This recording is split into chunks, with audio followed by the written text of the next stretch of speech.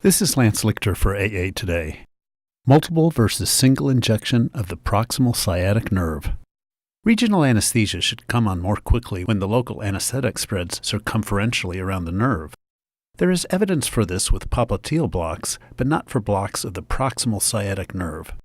The proximal sciatic nerve is the largest peripheral nerve. It is deeper and harder to visualize in the subgluteal region than the more distal sciatic nerve blocked in the popliteal fossa. Does circumferential spread of local anesthetic for a subgluteal sciatic nerve block increase the rate of onset of regional anesthesia? The authors compared 86 patients in whom the sciatic nerve was clearly visualized with ultrasound who received either single or multiple injections around the sciatic nerve. The results of this study are summarized in the article titled A Prospective Randomized Comparison Between Single and Multiple Injection Techniques for Ultrasound-Guided Subgluteal Sciatic Nerve Block, which was published in this month's issue of Anesthesia and Analgesia.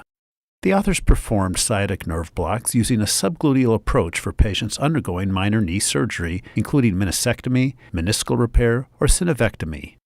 Using ultrasound for visualization, a needle connected to a nerve stimulator was advanced until foot plantar flexion, foot inversion, dorsiflexion, or foot eversion was elicited. The current was then gradually reduced and a minimal evoked current eliciting the motor response was obtained. Next, each patient received an injection of 20 milliliters, 1.5% mepivacaine with 1 to 400,000 epinephrine. In the single injection group, the drug was only injected at the initial position of the needle. In the multiple injection group, the drug was injected in multiple small doses circumferentially via repositioning of the needle's tip. The rate of intraneural injection was similar in the two study groups, 5 patients in the single injection group and 6 patients in the multiple injection group.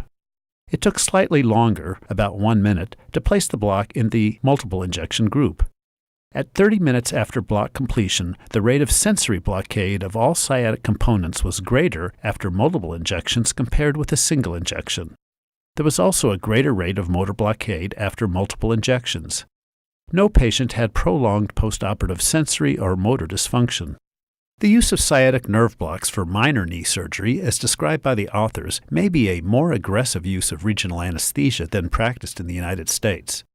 Nonetheless, the authors have shown that multiple injections of the proximal sciatic nerve and the resulting circumferential spread of local anesthetic produces faster onset of regional anesthesia. For links and more, go to aatoday.org. That's AA, the number 2, day.org. This is Lance Lichter.